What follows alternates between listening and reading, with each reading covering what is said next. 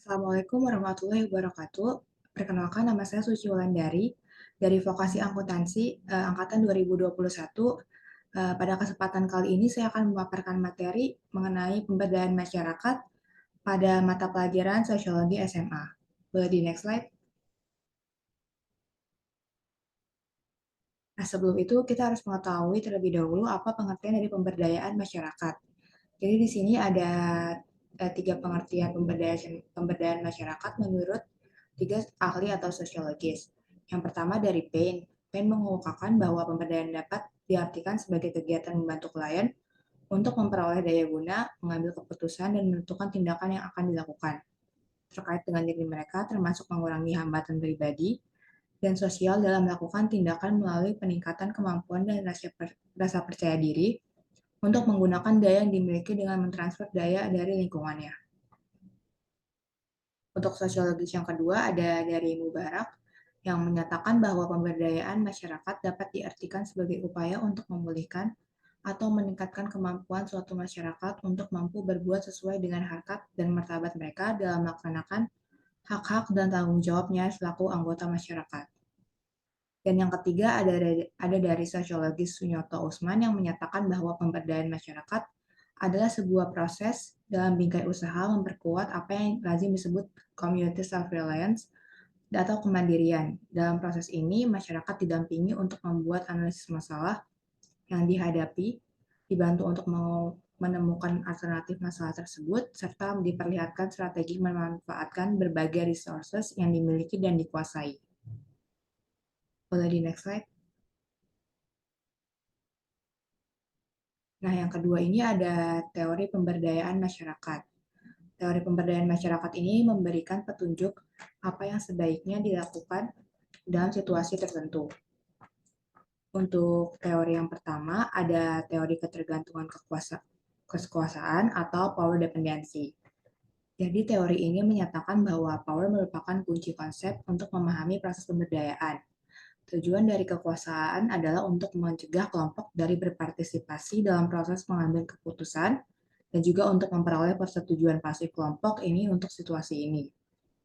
Teori ketergantungan pada prinsipnya menggambarkan adanya suatu hubungan antar negara yang timpang, utamanya antar negara maju dan juga negara pinggiran.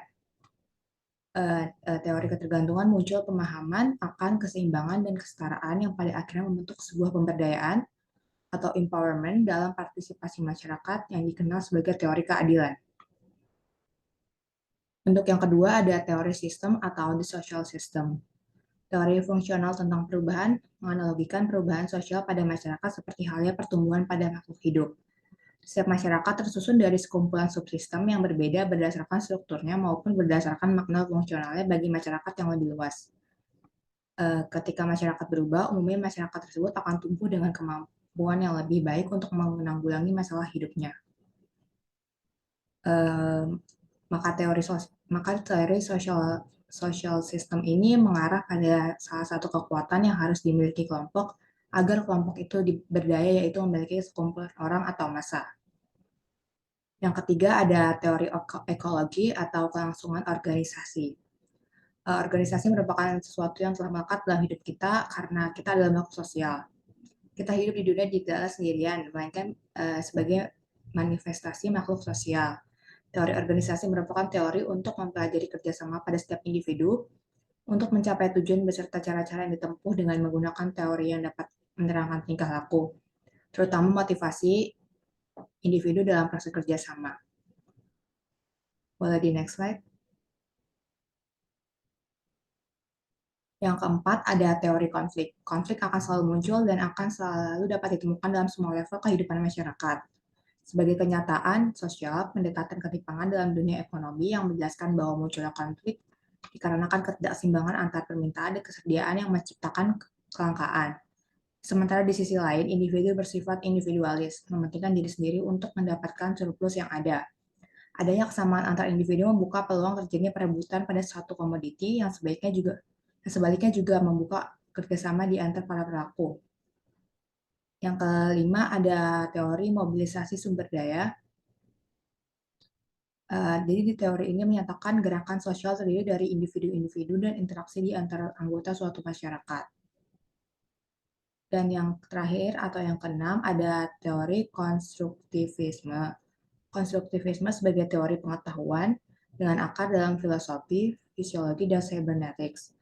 Pada proses pemberdayaan masyarakat, pendekatan teori belajar sebuah konstruktivisme perlu ditanamkan dan diupayakan agar masyarakat mampu mengkonstruksi pemahaman dan berubah. Pemberdayaan masyarakat hendaknya tetap mempertahankan nilai-nilai yang sudah melekat di masyarakat selama nilai tersebut baik dan benar. Boleh di next slide. Nah, untuk yang selanjutnya ini ada tujuan dari pemberdayaan masyarakat. Yang pertama ada untuk perbaikan kelembagaan atau better institution. Dengan perbaikan kegiatan atau tindakan yang dilakukan, diharapkan akan memperbaiki kelembagaan termasuk pengembangan jejaring kemitraan usaha. Yang kedua ini ada perbaikan usaha atau better business, perbaikan pendidikan, semangat belajar, perbaikan aksesibilitas kegiatan dan perbaikan kelembagaan diharapkan akan memperbaiki bisnis yang dilakukan. Yang ketiga, ada perbaikan pendapatan atau better income. Dengan terjadinya perbaikan bisnis yang dilakukan sebelumnya, diharapkan akan dapat memperbaiki pendapatan yang diperolehnya termasuk pendapatan keluarga dan masyarakatnya. Yang keempat, ada perbaikan lingkungan atau better environment. Perbaikan pendapatan diharapkan dapat memperbaiki lingkungan, fisik, dan sosial, karena kerusakan lingkungan seringkali disebabkan oleh kemiskinan ataupun pendapatan yang terbatas. Yang kelima, ada perbaikan kehidupan atau better living. Tingkat pendapatan dan keadaan lingkungan yang membaik diharapkan dapat memperbaiki keadaan kehidupan setiap anggota keluarga dan masyarakat. Dan yang terakhir ada perbaikan masyarakat atau better community. Kehidupan yang lebih baik yang didukung oleh lingkungan baik fisik dan sosial yang lebih baik diharapkan akan terwujud kehidupan masyarakat yang lebih baik pula. Boleh di next slide.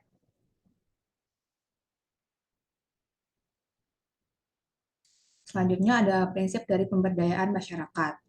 Yang pertama ada prinsip kesetaraan, yaitu prinsip utama yang harus dipegang dalam proses pemberdayaan masyarakat adalah adanya kesetaraan atau kesejajaran kedudukan antara masyarakat dengan lembaga yang melakukan program-program pemberdayaan masyarakat, baik laki-laki maupun perempuan.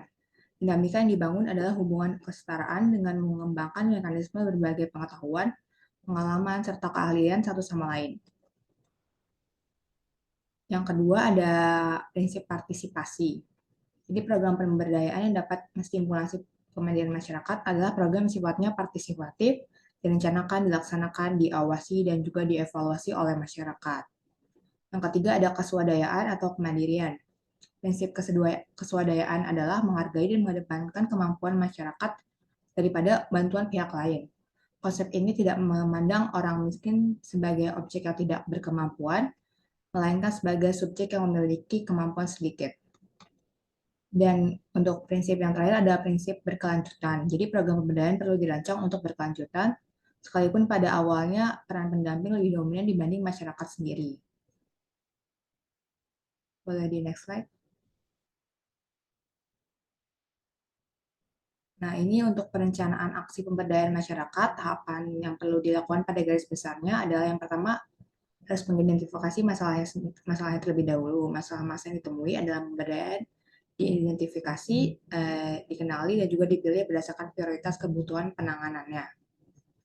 Yang kedua, ada perumusan masalah. Pemberdayaan masyarakat dilaksanakan berdasarkan masalah atau kebutuhan masyarakat setempat. Yang ketiga adalah penetapan program. Setelah masalah dapat diidentifikasi dan dirumuskan, kemudian dirumuskanlah program-program penanganan masalah tersebut dan ditetapkan sebagai program yang akan dilaksanakan. Yang keempat ada perumusan tujuan agar program dapat dilaksanakan dengan baik dan keberhasilan dapat diukur. Perlu juga dirumuskan apa tujuan dari program yang telah ditetapkan sebelumnya. Yang kelima ada penentuan kelompok sasaran. Jadi kelompok sasaran adalah sejumlah orang yang ditingkatkan kualitas hidupnya melalui program yang telah ditetapkan. Yang keenam ada identifikasi sumber dan tenaga pelaksana. Sumber adalah segala sesuatu yang dapat digunakan untuk menunjang program kegiatan, termasuk di dalamnya adalah sarana, sumber dana, dan sumber daya manusia. Yang ketujuh adalah penentuan strategi dan jadwal kegiatan. Strategi adalah cara atau metode yang dapat digunakan dalam melaksanakan program kegiatan. Dan terakhir adalah monitoring dan evaluasi. Monitoring dan evaluasi dilakukan untuk memantau proses dan hasil pelaksanaan dari program. Boleh di next slide. Oke, jadi sekian sampai situ saja presentasi materi pemberdayaan masyarakat dari saya. Jika ada kata-kata yang kurang berkenan, mohon dimaafkan. Wassalamualaikum warahmatullahi wabarakatuh.